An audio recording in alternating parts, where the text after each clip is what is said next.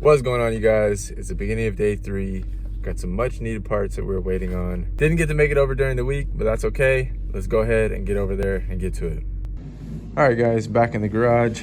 I miss this thing. Such a beautiful car. Anyways, today's game plan. Unfortunately, I didn't get the replacement master cylinder or slave cylinder. I forget. There's 2 different ones for this car. Anyways, basically what Mercedes uses as a throw-up bearing. It didn't show up yet, unfortunately, so we can't officially put the trans in yet until that arrives. So what we're planning on doing, I'm gonna get the flange bolted up, and then we will mock up the transmission so that I can get the measurement for the drive shaft length, because that is gonna be a big holdup if we don't get that measurement today, so that this week I can go get that adjusted and, ready to go. So it doesn't, necessarily matter if we get the trans in today anyways, but I was hoping we could officially just to lock that part down. But we'll get the flange on, we'll mock up the transmission. After we get the measurements for what the drive shaft length is going to need to be, then we'll take the trans back down and put the flywheel and clutch and all that stuff in officially with that, and those will be waiting for this to go from there. But before we can put the trans in, I don't think we need to notch the bell housing yet. We probably will do that today, but we do need to notch the trans tunnel. So let me show you guys what I'm talking about. Let me grab a light real quick. All right, guys, so under the car. We talked about this early in the video, I believe, but yeah, this part right here is the piece that we're gonna need to either hit or cut and re-weld or do something. So we're gonna have to figure that out. I'm not sure what the exact game plan will be or how much we'll have to try to hit it out, but might just need to take Thor's hammer and go to town, but we'll see. All right, guys, another thing in between all the other jobs today I'm gonna be doing is taking out the center console here. It's pretty easy. There's 2 screws down there to get this out, and then I believe there's, depends on your car, but sometimes inside of this plastic piece there's 2 screws behind there to pull it out. This little trim piece just pops up, and then once you can get this little top piece out, then you can pull this and kind of slide it back. So yeah, I'll get this out so we can start kind of looking at what we'll need to do with the shifter. The other kind of pain in the butt job that I'm gonna have to do is get the OEM brake pedal out of here and swap in that clutch pedal assembly. So yeah, some interior stuff going on today. Might as well start tackling it. All right, guys, well, that was kind of a pain in the butt, man. All right, what are the connection points you got to watch out for? First off, there are 2 ball cables right here that sit on the shifter itself. I'm guessing these have to do with maybe like the lower gears and just the sensor to lock in the key, and if it's in park or neutral, I'm guessing probably talks to the neutral safety switch. But yeah, there's another connector on the back, electrical connector with 2 prongs, and then there is a big cable that is popped into those little clasps right there. Bolts, 10 millimeters, there's 4 of them, just like normal on other Mercedes. There's a little plastic cover right there. This thing that sits on the side of the shifter, covering up that stuff. You gotta pop this off before you can get to the 2 right bolts. At least it's out. You can see it's a tiny hole from factory where the lower shift link connects. So we're definitely going to be cutting this out. And yeah, a lot of wiring in here. I mean, it's all for like the window controls. It's nothing too complicated, but it's just a lot more jam-packed than the W203 was. We are just about to notch the transmission. A couple other updates. The shifter bracket lines up really close to the OEM bolts, but I'm just gonna have to drill out probably 2 different holes on one side, and it'll fit exactly into the OEM bolt, so that's kind of nice. One other thing, the pilot bearings were missing from the kit from the Kangaroos team, so I've been talking to him about those. Hopefully they'll be able to send them out, or he can give me the dimensions of what size we'll need, and I can try to find them locally or something. But yeah, we have this marked. Like we were talking about, we have to notch for the starter, and then the other side we have to notch for the crank position sensor. One thing that I talked to him about as well, for the flange, for the crank position sensor, if you don't have this notched, then you basically have to remove the gearbox to get the crank position sensor out if you ever needed to change it for whatever reason.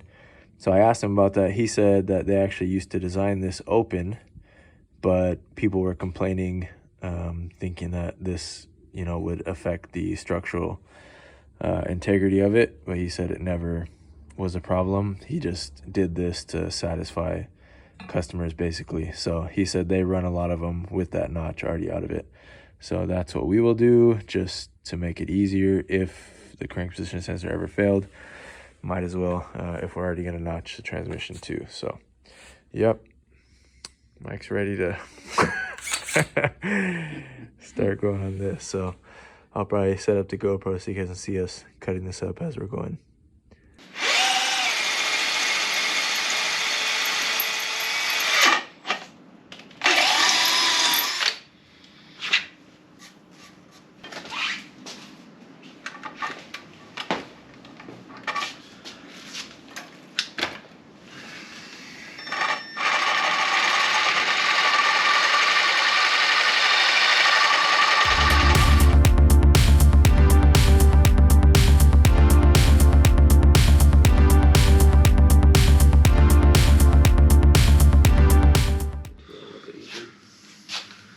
Going around the corners a little bit easier.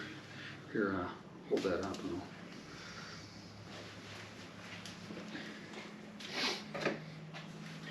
Alright guys, Mike got the last one, so I get this one, but the battery is almost dead.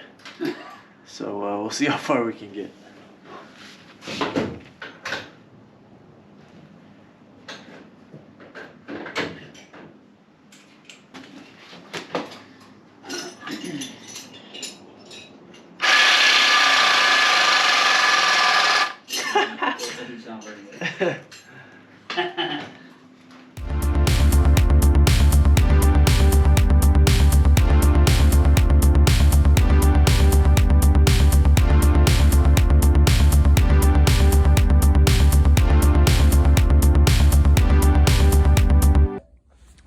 Alright guys, post-lunch update. First off, the crank position sensor that I got from FCPO does not work. Not as in it doesn't work, but it does not fit.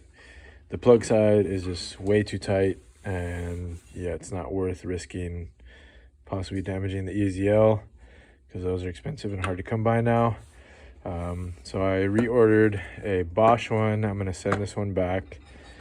We just went to hardware store to get a couple things. Smaller bolts right there with the nylon locking nuts are for the flex plate, and then these bigger bolts are for the starter, because we didn't need the same size ones that came out. Right now, Mike's putting up the flange real quick just so we can test fit the transmission. That way I can get the drive shaft measurement, so this week I can go try to get that lengthened to size that we need. So yeah, that's kind of the biggest thing I want to leave with today. The shifter bracket is almost a direct fit to OEM, so one side I think it's going to sit like this. I can't remember actually, either way, but one of the sides is going to have to get bolt holes drilled out, but they'll all be able to use the factory locations, like the perfect width. So pretty cool. That was a win, definitely. This was made for E36 BMW originally, but yeah, it works. Or I think it's Honda and BMW, the same size. But anyways, that's about it. We're gonna test fit this. I'll hook the GoPro up so you guys can see us test fitting it, and we'll probably lock it in with just a few bolts so that we can get the measurements, like I said. So you'll see that in a second. All right, guys. Just when we were thinking about putting the transmission in, I remembered we need to notch that piece. So Mike just turned into Thor and just went full mayhem on this middle bar. We had to cut some relief cuts on the sides. You guys can see on the side, driver and passenger side. And they basically cut down the middle and folded it into two pieces. And then, yeah, just sledgehammer action. So we'll see if that's enough. Probably took like, I don't know, like an inch or more out of what it was before. So we can't really know how far from the only picture I saw online, somebody notched the transmission instead. So I don't know how much depth was required, but we'll see if this is enough or not. We're gonna do a basically dry test fit right now to see where we're at. But fingers crossed. All right, guys, test fit going on. I don't know how much you guys can see right now, but I think that's, yeah, motor side. All right.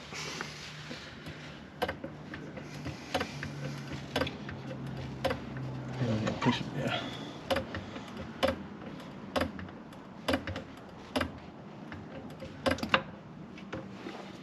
Come this way a little bit. Okay, go ahead.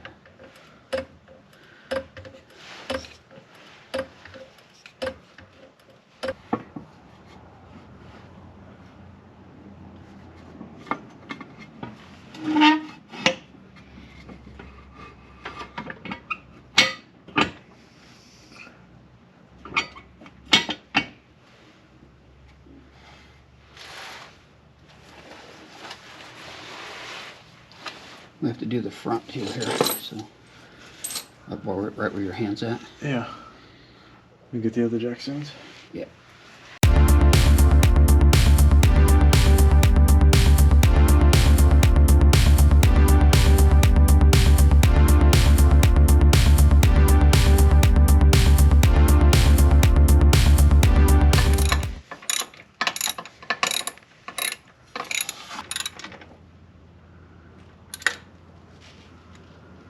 Four and a half, and if we pull it back out to 3.5, that's an inch.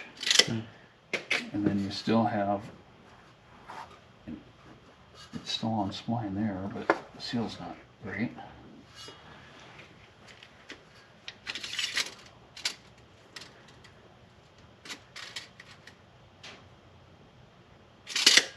I'd go 3.5.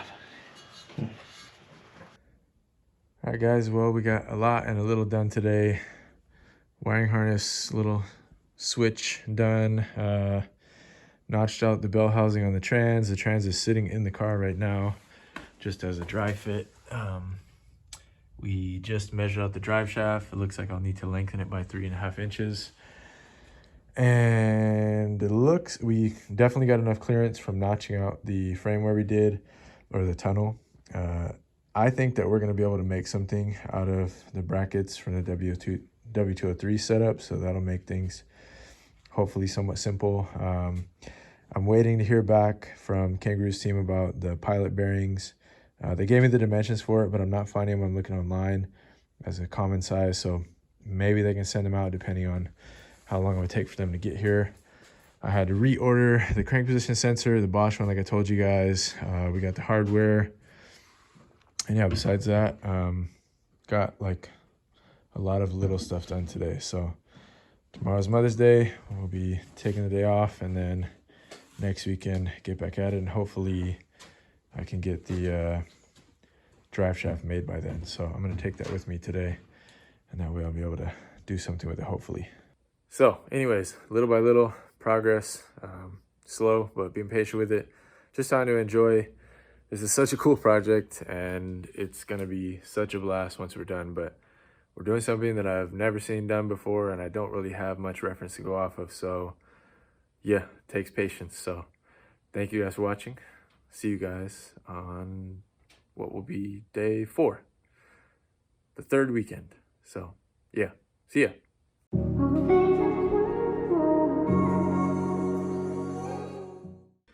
All right, guys, quick update. As you can see here, we got our bolt holes lined up for the shifter mounting bracket. And unfortunately, all the hardware stores closed super early. It's only like 8 o'clock right now, but they're already closed. I need bolts that are basically the same thing, but threaded all the way through. I don't need as long a bolt. Actually, it can probably be like half the length, but I need them threaded all the way to the base to be able to get by this, because it's much shorter height than the automatic shifter was. But yeah, good news, I'll be able to reuse all those bolt locations after marking and drilling on the bracket. So this is going better than it did on my C55 already as far as mounting the bracket. Looks cleaner, and next thing I'll need to do is cut out the space for the shifter.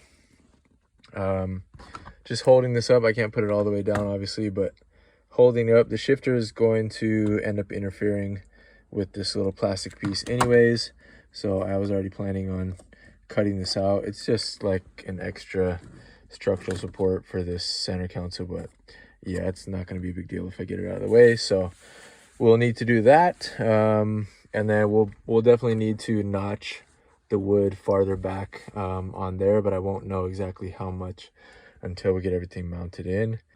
All right, guys, that is out of the way. Just took a little handsaw and cut that piece out right there. Nice amount of room for activities now. Moving on next, like I said, I'm gonna start pulling that stuff out. All the plugs that were in the transmission, I'm gonna pull into the cabin as well. I'm not really sure exactly what's going to go on with those, but I'm going to try to route them back to see where they are going to. Some of them might be coming right to here. Some of them might be going into the firewall, but I'll be able to tell a little bit better once I have all of this stuff out, obviously. So let's do that. All right, guys, interior is pulled apart, sitting there on the ground. It's pretty easy to take out. I just pulled the harness for all the stuff that goes to the automatic. Here's the connector for neutral safety switch. This is for the kickdown, I believe. This is the overload plug, and this last one, I believe, is the speed sensor. So these two are, I mean, I don't know exactly what's going to happen with the neutral safety switch, but these two are the ones that I really don't know yet what we're going to do. This one, basically, the overload switch, at high RPM, I believe it changes timing on the motor to help with shifts. That's an automatic. I don't know how much that will affect the manual or what that will cause. Again, we don't care entirely about check engine lights, but we just want it to be full power and drivability to be there from the start, and we can try to tackle, you know, actual check engine light stuff later on. But yeah, I don't know exactly what's going on with this one. This, the speed sensor, there are some aftermarket options. There's some things from Dakota Digital that could work. I also thought, you know, it might be possible to tap into something in the rear end for wheel speed sensors or something like that. I can't remember what these cars have exactly for wheel speed sensors, but we just need to be able to pick up a speed signal from somewhere. And if not this, then yeah, we'll have to go aftermarket. I'm not entirely too concerned about this because this doesn't affect the car being able to run and drive. It just affects, you know, having a speedo, which is important and something we'll have to tackle at some point, but to get this thing up and running, not absolutely crucial at this point. So basically what I'm going to do right now, since I have the time, before I start taking out the brake pedal assembly, which is going to be a pain, they always are, because it's just hard to reach. And yeah, anyways, since I'm kind of at this point, I'm going to go ahead and start kind of unsheathing some of this and just seeing where these lead to. I can already tell that one's for the kickdown switch. Obviously, we're not going to have a functional kickdown switch anymore anyways, because it's no longer automatic. But yeah, I want to try to trail all these and just see where they're going to, see if there's anything I'm going to have to jump as far as wires go. All right, guys, well, searching around for a treasure, and right back here where the empty slot is, look what I found.